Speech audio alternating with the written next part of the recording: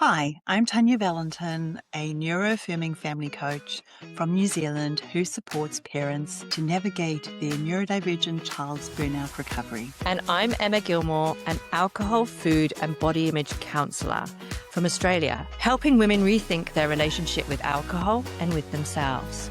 Welcome to Meltdowns, Menopause and Magic, a podcast where two late diagnosed mums talk honestly about midlife, neurodivergence, parenting children in burnout, and finding ourselves again along the way. If you've ever felt overwhelmed, unsure, or like you're the only one struggling, you're not alone here. Grab a cup of tea and come and sit with us. Hey, hello everybody. Today we're going to be talking about polyvagal theory. And I have made some notes, so if I look down, I'm just referring to my notes because I want to get it right.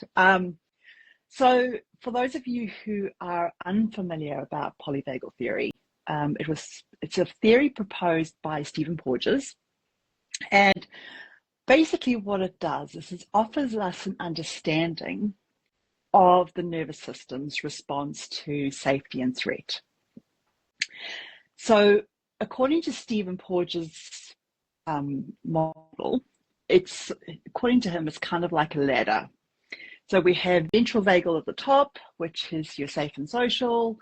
And then according to polyvagal theory, if we have threat, our neuroception, which is our sense of what's safe or what's dangerous, will alert us, and then we will go down the ladder to the parasympathetic response, which is like activation, which is generally your fight flight. And then, sometimes we have that response, but then sometimes we will go into more of a shutdown response, which is your dorsal vagal response. So the thing about this theory and why I think has been so instrumental, but like really popular with many like coaches, therapists,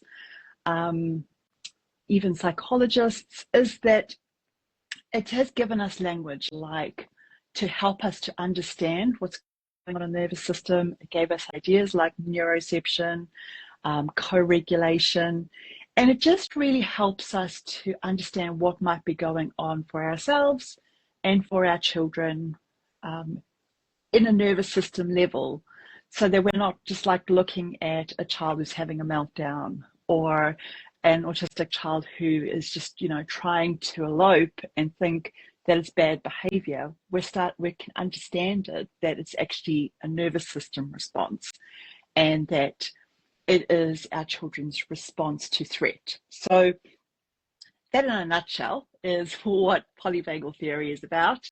And the big debate is that there is another author and scientist, Paul Grossman, and he wrote an argument or a critique on polyvagal theory. And there's quite a bit of stuff going on in the background, but because of that article, which was peer-reviewed by about 36 other of Paul Grossman's colleagues, there has been a lot of debate recently about polyvagal theory, about if it's still relevant. There's been a lot of headlines about it being debunked. And so this theory is a very important theory, I think, to many people in the neurodivergent space, because it really helps us to explain and to have a framework to help us to articulate our lived experience. And so we just really wanted to have a conversation about it today, about what was the things that were critiqued, what are the things that's still relevant, and how things might be evolving in the nervous system space, in our understanding about the nervous system. Because, theories are theories. We're constantly evolving as our understanding of the brain, of the nervous system evolves. And and we need to adapt our understanding along with that as well. So I don't know, I've rambled a little bit there, Emma, but have I sort of put it in a nutshell?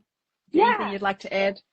No, I think for a lot of us, I remember learning polyvagal theory first when I was at uni studying to be a counsellor, and it was quite controversial.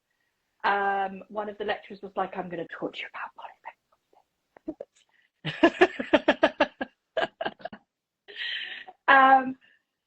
But it was explained really well, and it was a really useful tool for me in terms of safety responses. And I listened a lot to Deb Dana work on it. She did a beautiful book, audio book that I listened to that was all about befriending your nervous system. That was really great. And then when I was training, because at the same time as I was training to be a counsellor psychotherapist, I was training to be a alcohol coach too. And I did 6 months with a lady called Jolene Park, who's written a really good piece on this as well, around the nervous system, and polyvagal was very much part of that as well. She was a functional medicine practitioner. And so for me, it's fascinating. And I think what's even more fascinating, actually, is watching the internet response to it all, and just everybody's different take. And I for me personally, I found it fascinating, but also really feeling the anxiousness of people around what does this mean. And for a lot of lay people, we don't even, most people don't even know, polyvagal means nothing to most people. We use a lot in I think in neurodivergent world, we use a lot of nervous system talk and safety response talk, don't we? And I think this theory, whether or not you define it as the sort of ventral, sympathetic, dorsal ladder, has offered, is part of that discussion around nervous system and safety responses and things that are reframed, like you said, Tanya, behavior.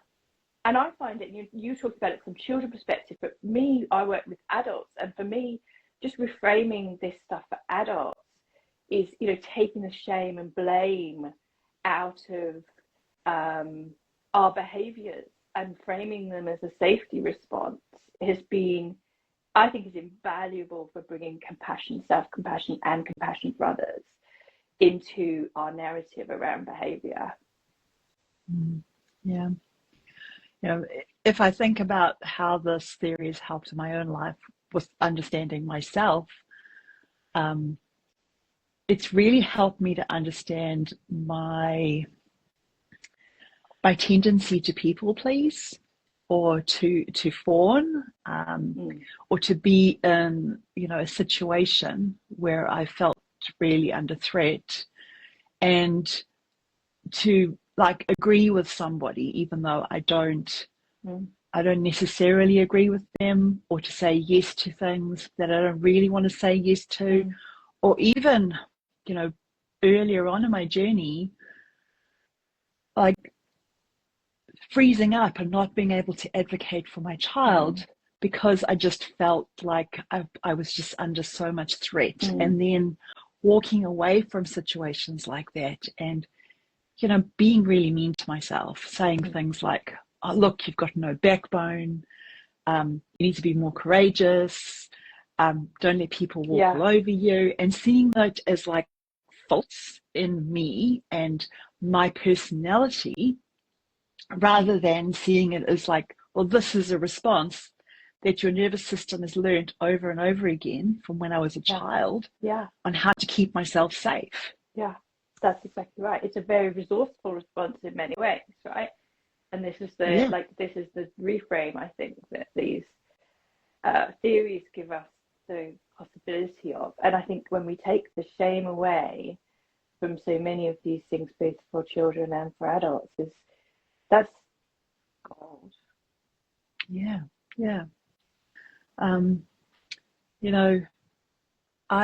I did my initial teacher training in behaviorist stuff. There was all around, how to reinforce or, discourage behaviors from that sort of Pavlovian viewpoint. Yeah. And this has really helped me to be able to see my child in a totally different light. And it's also been something that's been very important for the parents that I work with whose children are neurodivergent, whose children are in burnout, so that parents aren't thinking, oh my goodness, my child's lazy, or my child's defiant, or we should just push them through and make them go to school. Because when we understand what's actually happening for our children, we can be compassionate with ourselves, but we can also understand and be compassionate to our children. And so understanding the brain, the nervous system is such an important tool for us to be able to have. Yeah, I agree. And it's so interesting. I was just thinking about what you were talking about. I was thinking about the horrendous time that I went through with my youngest kid, when even from people who should have known better, like people who called themselves neuroaffirming, OTs and practitioners and pediatricians and were all preaching what I call exposure therapy. And exposure therapy for me is horrific, because you're assuming in this situation, and it's fair enough if you are scared of something irrational, but if you're scared of something that feels terribly unsafe to your nervous system, and then you're being forced to go in to be in that unsafe environment, that's just trauma. It's not. Yeah. It doesn't make things better. And that's where we talk about school trauma, because it's, for so many reasons, but forcing a child to be somewhere that feels unsafe, to override their nervous system response, actually makes our children incredibly vulnerable. And I think for our generation, we know that because we did that. And you listen to our generation and the generation before us, and there's still a lot of misunderstanding around it. But I feel that the fact that for those of us who walk the neurodivergent family path and have changed our parenting to encourage attunement to nervous system dysregulation, rather than compliance-based parenting, which is what most of us were brought up with. And for me, like I always say, I see the spit outs at the other end, because all my clients, myself included, and that I work in alcohol, the primary reason why people are drinking is because of compliance-based parenting in some way, shape or form. And the shame associated with having emotions, the shame associated with, not adhering to the mask, so of what our society expects us to be. And it's very sad, really, when you think like us all as poor little children, and for our children as well, people just go, well, tough luck, you feel unsafe, oh well, in you go. Back it up. Yeah, and I think this really has, like, that compliance-based parenting, or even just, the way things are in schools, and even just in I see a lot of like medical systems as well. When we don't bring this nervous system lens to it, a lot of people feel extremely vulnerable. They feel extremely invalidated. They struggle to ask for help, because there is just this push of like, well, you've just got to get over yourself. You've just got to get through. I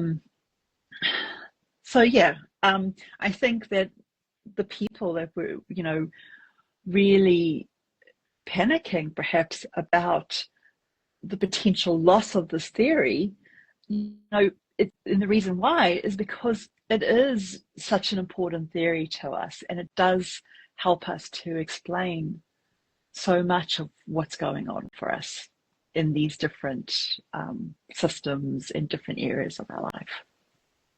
It's really interesting what you say there, Tanya, as well, where you're referencing, you know, that sort of like medical model, the school model, this sort of like academic model as well. And I think what I really noticed in the couple on the internet around it was this sort of our desperate need to kind of hang on to something, you know, as many of us, and I would say, I don't know anybody who's neurodivergent and doesn't run anxious. And we know that anxiety is all about trying to control the future so we feel safe. Yeah, so we're trying to hold on to things to make us feel safe. And I, you know, holding so much compassion for, you know, us not liking change, us finding change scary because it's uncertain. And if we've got this thing that we've held on to and suddenly we've got to, you know, maybe that's not true, maybe the ladder isn't the way it works. It's like, you know, that kind of vibe. Oh, totally, you know, and I think it comes down to like we have to reshape our understanding around things. And so what I'd like to say to people who are stressing out about this is that polyvagal has not been debunked, but there are certain aspects of the theory that are not well supported by evidence, and ways that we might need to just relook at things, or maybe just allow ourselves to broaden our perspective on it. But before we move into like what that is, I really want to just chat a little bit about the idea of regulation, because I know you and I were having a little bit of an off-air discussion via DMs yesterday about it, and I think there's a lot of misconception about it. A lot of people thinking that regulation means that you're constantly calm, that you're constantly in control of yourself, that you're never allowed to like be activated, and that really isn't the way that the nervous system works, and really isn't the way that regulation works. So can we just unpack this a little bit? Yeah, 100%. And one of the things that I really noticed in the dialogue on the internet, I'm just going to call it the internet, so you know what I mean, like the furore everywhere, was that there was one hand where people were kind of really interested, because of course, I mean, Tanya and I are autistic ADHD. We in our community, we love a deep dive. We love to get really into stuff. We love a monotropic flow state of investigation. And so there'll be some people were going off on this really interesting, fascinating kind of journeys around, you know, colonizing and the female side of things in relation to it. And that was, to me, was absolutely fascinating and had so much depth in there. But then there was another area which was, and I feel it's very aligned to masking and very aligned to a lot of the work that I do with adults, because there's so much in our culture, and it's almost like people have taken a polyvagal theory and slipped it into this kind of idea of destination happiness, destination regulation, destination calmness, which to my mind, in everything that I was taught by, and I've had lots of different polyvagal teachers, was never the point. It was always about, you know, moving, but you know, the ladder I think is one of the areas that's of controversy, right? So should we talk a little bit about that quickly? So the ladder basically was that you have to go up and down the ladder, and that's how the nervous system works. And when we're talking about this, we're talking about the ventral vagus nerve, and there's other nervous systems in the body, and there's other systems in the body that all interact. So this is kind of like one area, and very complex actually in and of itself, that we've kind of reduced to this very simplified idea. But this idea that basically you go from sort of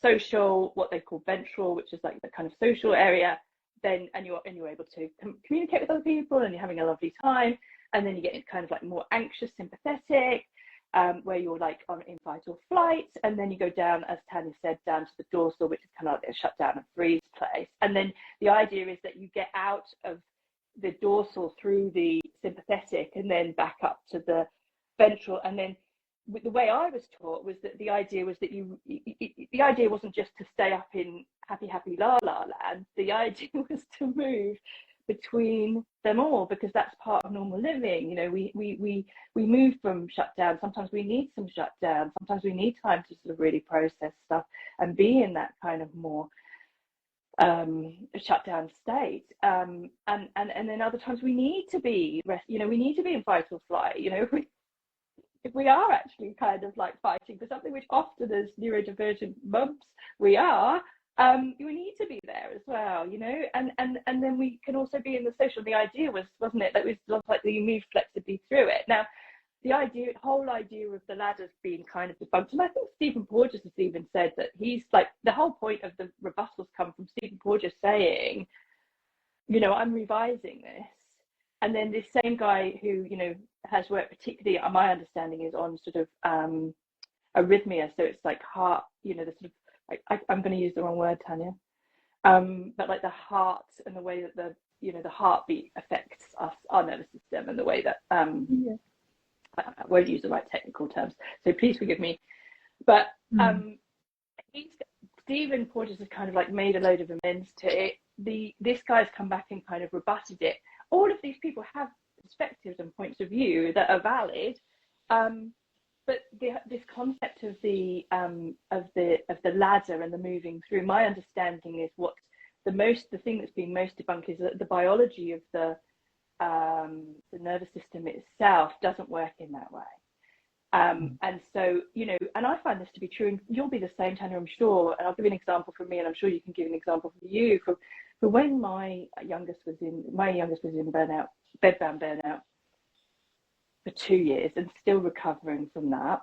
And at the same time as being in burnout, she could be incredibly anxious and be in fight or flight as well. Like, we'd come into the room and have a conversation at regular voice pitch, and she'd be like, stop shouting at me, and that would be like, so there was two things. So that was a fight or flight, get away from me.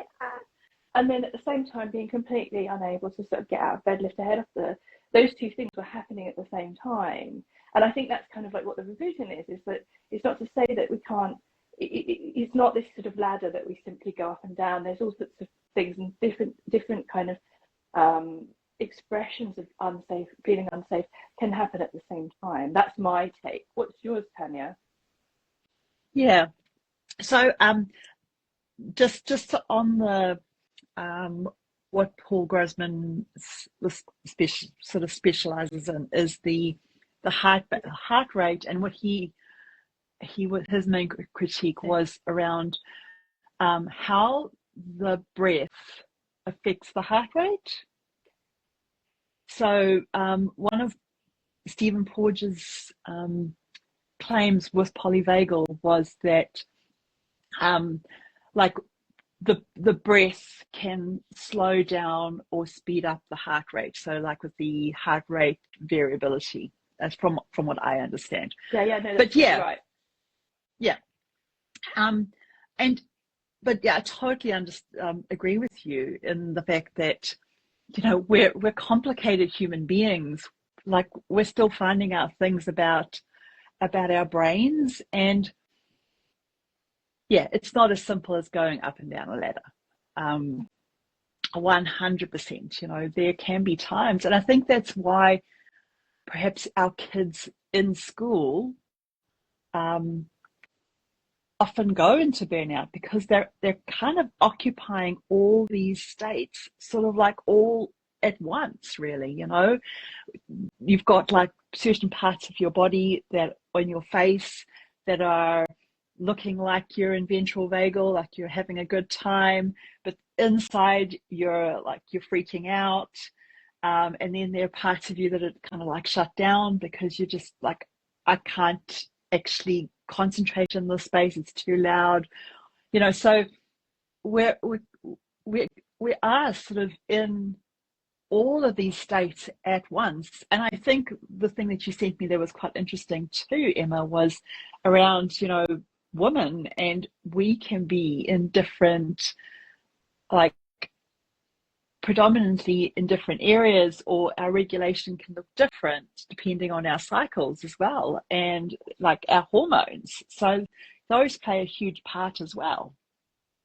Yeah, and I think we often forget and neglect, and I think particularly for female assigned at birth humans, the intergenerational trauma that we have suffered for, you know, it's only been however many years since we've been able to have mortgages, bank accounts, things in our own rights. And so in order to survive in the world, female assigned at birth humans have had to be able to mask, and have had to be able to pretend everything's okay when it's not.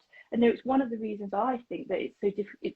It's taken so long for females to get identified as being autistic, because we can do the eye contact, and we can do the, you know, some of us can do the eye contact, and we can do the appearing to be fine when we're not, because we've suppressed ourselves, our needs for eons. I mean, humans have, you know, because coming from compliance-based parenting, we've had to, because you'd be shamed for having needs, you'd be shamed for you know, for voicing them.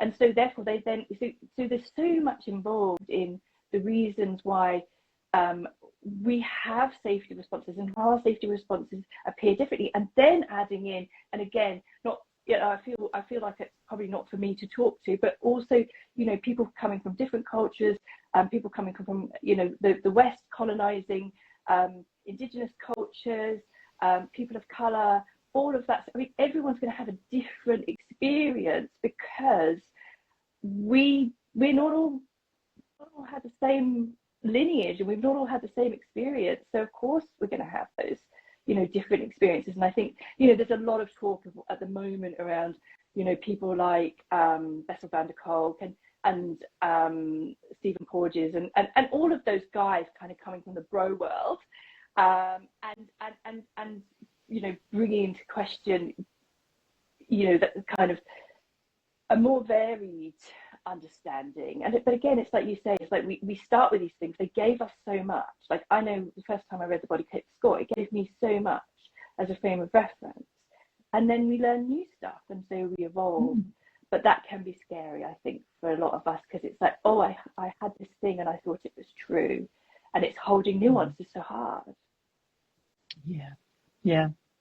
And yeah, that nuance, I think, is a really important word, you know, because I think when we're working in this space, and if we think about neuroscience as a science, it's only really been around for a very short period of time. You know, we really started to understand the brain and the nervous system more sort of in the 80s. But our understanding of other parts of the body have been around for a lot longer. And so, of course, it's going to change. Of course, there's going to have to be nuance. And I think, you know, even just with what's been happening in the neurodivergent space in the last 5 years, right?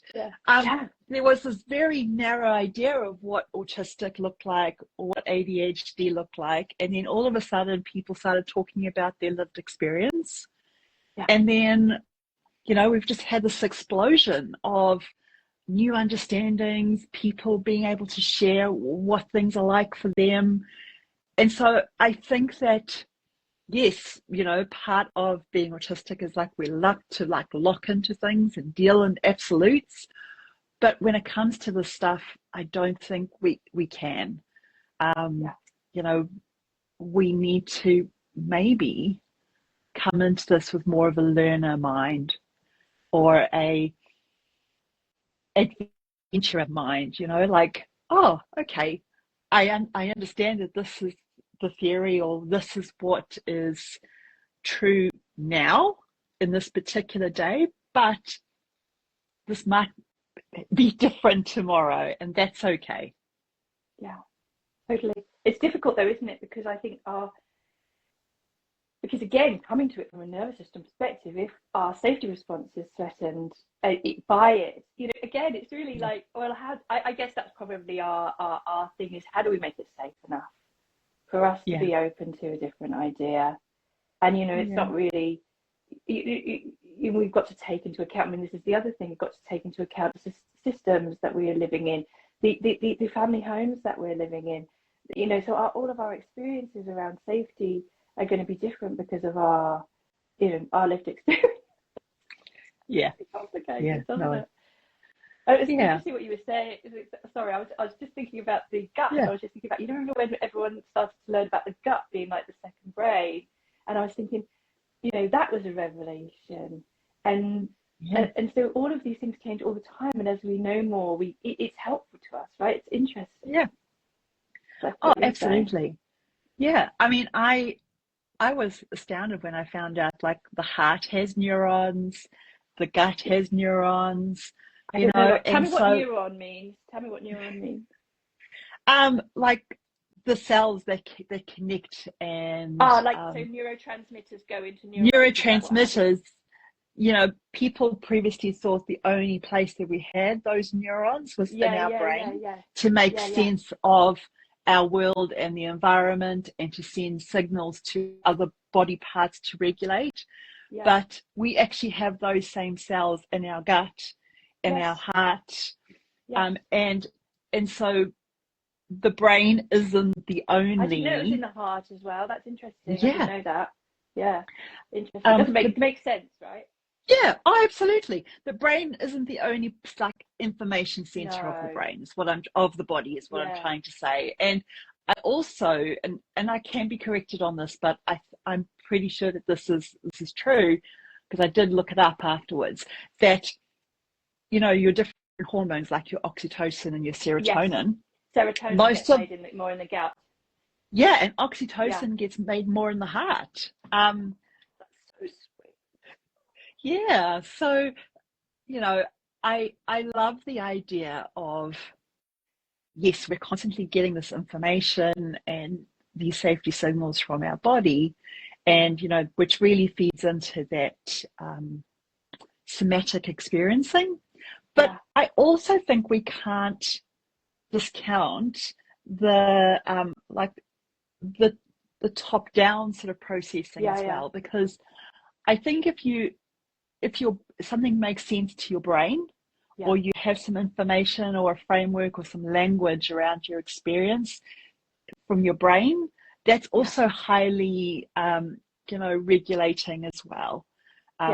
So I think for me, and this is kind of what's come out for me as well when I was, like, really diving deep into what was happening with Polyvagal, is that, like, yes, our vagus nerve is important, but so are, like, our other senses, so are the other parts of our body as well. It isn't just about the respiratory system, all of these things, for sure. And I think that there are some other senses that are really important as well for helping us to feel safe, like our proprioception, our interoception. Do you want to explain proprioception, because people might not know what that means? So proprioception is the information that we get through our senses, through our joints and our muscles, about where we are in a space. So, like, if you push down, like, say for example, you're standing and you kind of push down into a wall, you're getting information from that, from the wall, from your body, of, like, how you fit in that sort of space. And interestingly, for a lot of our children, like especially really young children who are neurodivergent, proprioception can be a sense that can be either, hyper, which is like intense, but can also be something that is hypo and we don't have enough of. And you often see it with, like, young children who perhaps, like, squeeze like a baby too hard, or don't recognize where they are in space. And so we might interpret that as, like, bad behavior or someone Yeah. being rough, but actually Yeah. what's happening is their sense of proprioception is off. Yeah. And I'll give you a really good example as an adult version of that, because I am very much in the hypo for most things, is parking. Yeah. And until I got my diagnosis, I would get in so much trouble all the time. I don't know. And it's funny, when I drive and I've got to go through something narrow, I'm like, I've just got no idea. Should probably not be on the road. But you know, it's just fascinating, isn't it? And I always used to bump into things because I just had no idea where I was in space. And I always found like catching so hard because I just had no idea where my hands were in relation to Yeah. But I used to think I was, you know, again, we think we're faulty until we find, I'm like, oh my God, what's wrong with me? Why can't I park? Oh my God, what's wrong with me? Why can't I catch? You know, and then you're like, oh, because I have a different, my body's, that's something I need to kind of like work on, like interoception, same thing. Something I need to work on to improve because it's something that naturally is low for me, you know? Yeah. Yeah. And yeah, so I think with, just for the audience too, like this, that also explains why things can feel so comforting, like weighted stuff, or like squeezing a blanket around you, or those of us who really like massage or havening, or like a big squeezy cuddle. Why they can feel really regulating is because it's because of that sense. And I know for some people they can't tolerate that, and that's absolutely okay too. But that is one of the reasons some of these things are highly regulating for certain people. Exactly, and they give us a sense of safety, don't they? Because it's like I'm being held, I'm being cuddled, you know, I'm being held closely, and equally the nervous system response, you know, the opposite is, you know, too much cuddling, too vulnerable, too tight, too, you know, all those things. So, yeah, fascinating. Yeah. So I'm wondering if we just finish off with just giving a little, I've got a little, my notes here, a little summary of what is well established, and then also what is sort of under dispute a little bit, and or partially supported, just so that people have like a clear great idea in their brain of okay, what can I actually trust here? So some of the things that are well established about polyvagal theory is that the vagus nerve regulates the body, so that's not disputed. HRV, which is your heart rate variability, reflects your nervous system health. So our bodies, the other thing that's well established is our body state. So the state that we are in, like, so if we're in fight, flight, or freeze or whatever, does determine how we think, feel, and perceive others. 100%. Yep.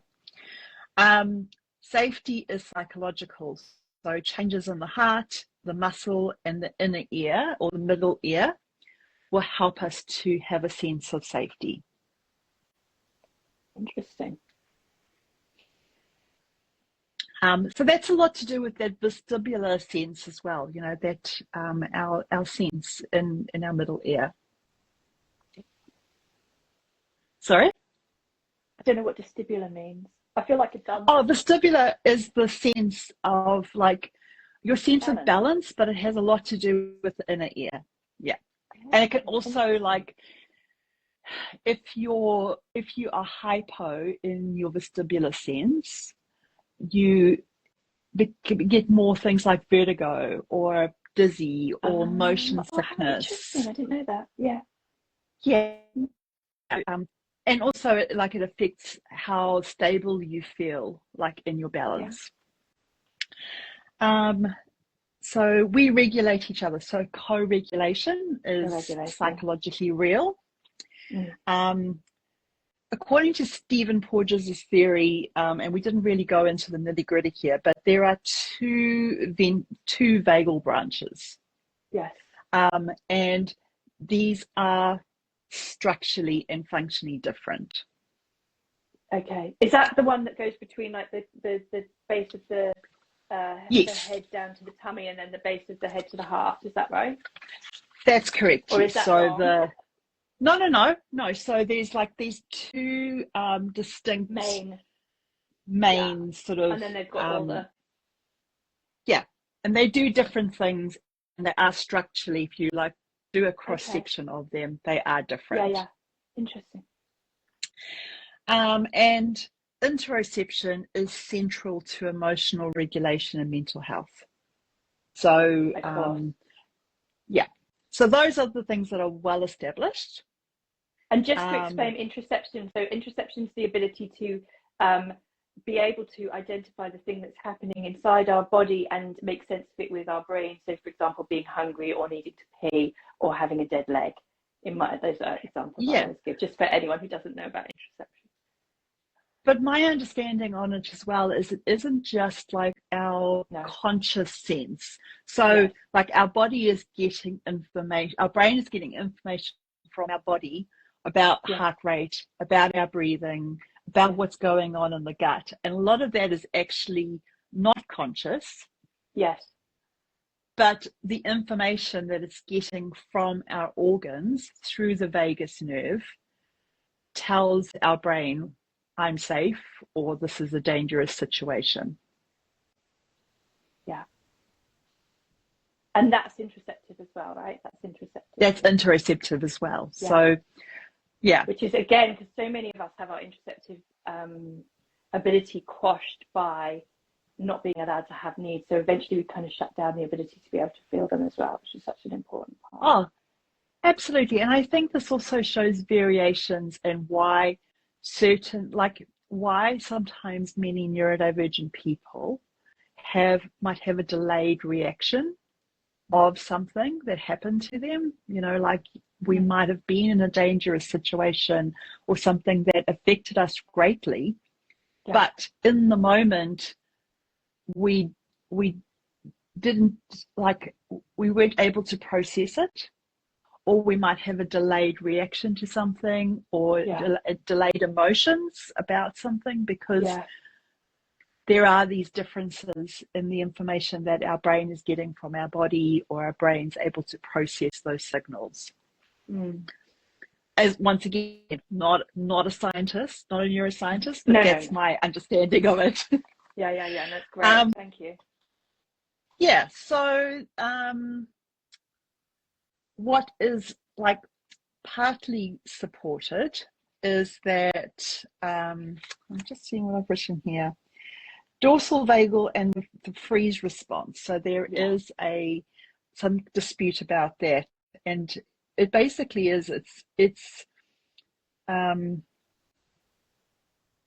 there's more elements to dorsal vagal rather than just like a shutdown response. That there is some levels of activation and other things in dorsal vagal. It's not just a pure like totally shut down response, which you would say was what happened with your daughter, with her being sort of shut down but still being able to kind of have that activation. And then partially supported is that sort of RSA, which is the what Paul Grossman was saying about like our heart rate affecting our breathing and vice versa. But what's also kind of partially supported, or they say here it's clinically useful, is the hierarchical sort of ladder. That they've noted that it's not like it's partially supported or it's not well supported, but it can still be a useful framework for clinical settings to help people to understand the different things. Yes, 100%. Can I interrupt something there just quickly? Because there's one thing I was just thinking about.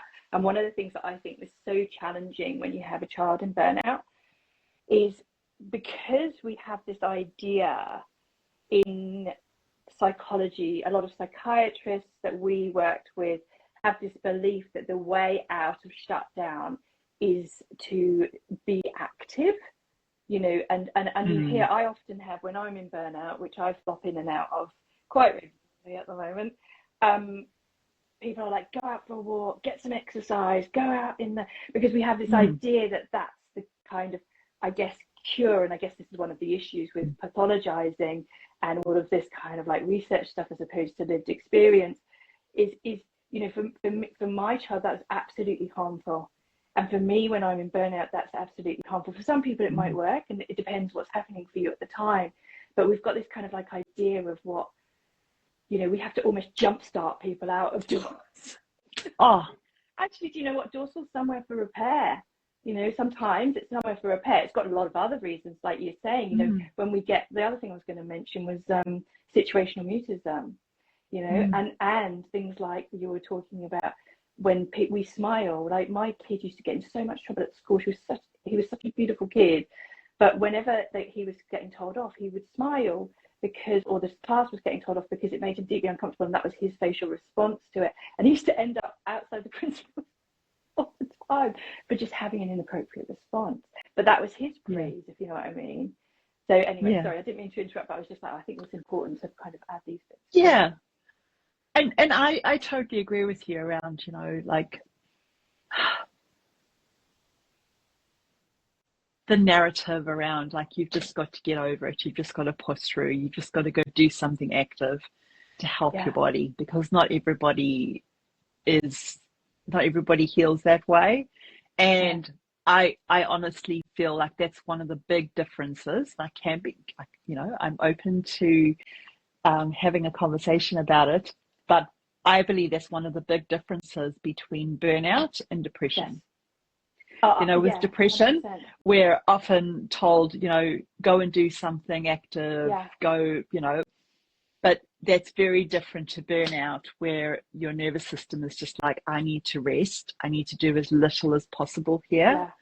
And that's sort of the way that I believe is the way out of burnout. Certainly not like burnout. Let's just push ourselves to do more things. I have no frame of reference for other types of burnout, but being an autistic person, but I know that when I'm in burnout, the last thing I need is to be being forced to mask with self-care. Yeah, you know what I mean. Absolutely. Sorry, so please carry on. No, it's no. So interesting what you're saying. No, so that's just, you know, what I've sort of gathered as you know, sort of the things that are under debate and well supported. I will also just say, from my perspective around supporting ourselves through this, is rather than trying to force ourselves into self-care, is to just help ourselves to experience small moments of safety throughout the day, to just remind our body that we're okay in this moment. And I had this coach ages ago, and she would say something. She said something about self-care that I've always just taken with me. And she said, self-care is like doing the laundry. You can't do it once and expect clean clothes for life. You know, it's rather small little things that you do that are going to be very specific to me. It's going to look different to you, Lisa, about what looking after yourself looks like, or what care feels like for you, right? And that's just my understanding of this. Like, I just want to, like, while I was saying this, I just had this sort of like thought, like, the stuff that Lisa and I are talking about here is through the lens of our own understanding, right? Exactly. And so if you're listening to this podcast or watching this video and you feel like you have a different opinion or a different lived experience to us, we would really love for you to let us know. You know, we're not above reproach in what we're saying here, and this is just, you know, through our own lens here. Yeah. And I think that's so important what you're saying, because I think that is the crux of this. And, you know, some of the other stuff that's going on the internet at the moment, which we'll talk about as well. But is that really our lived experience is individual, and we cannot put frameworks. Yeah, they're useful guidelines, they're useful, ideas, but they, we cannot put frameworks from researchers and above the individual experience of human beings. Oh, absolutely. I think that's where we've gotten into trouble in the past. It's like we've gone like, even just in parenting, this is the way you're supposed to do it, and you have to fit into these boxes. And if you don't, then there's something wrong with you, or you're doing it wrong. And I really don't want people to come away from this conversation and think that if your experience is different, that there's something wrong with you, because 100%, as we say, everybody's different, and everybody's will have their own experience or their own lens on this. And there's so much shaming in this world around, our responses, our behavioral responses, and a lot of the individualistic kind of self-improvement world as well. It's so easy for us to fall into that I'm different, I'm wrong, I'm bad. And I think what Tanya and I both really hope to bring is the opposite of that. Like, that really, that you're not. You really are a gorgeous, beautiful human being, and we're all different, and we've all got this amazingness inside us. And it's about kind of, for me, it feels like it's letting ourselves get access to that and releasing ourselves from some of these shackles and ideas that we've been brought up with, and that we bring into our families as well, with respect to the help that they have given all of us at some point or another, getting us to where we are now. But knowing that, some of this stuff it's not certain. Absolutely. So I see we're kind of going on the hour here. Did we want to just finish with our magic moment? Is there something that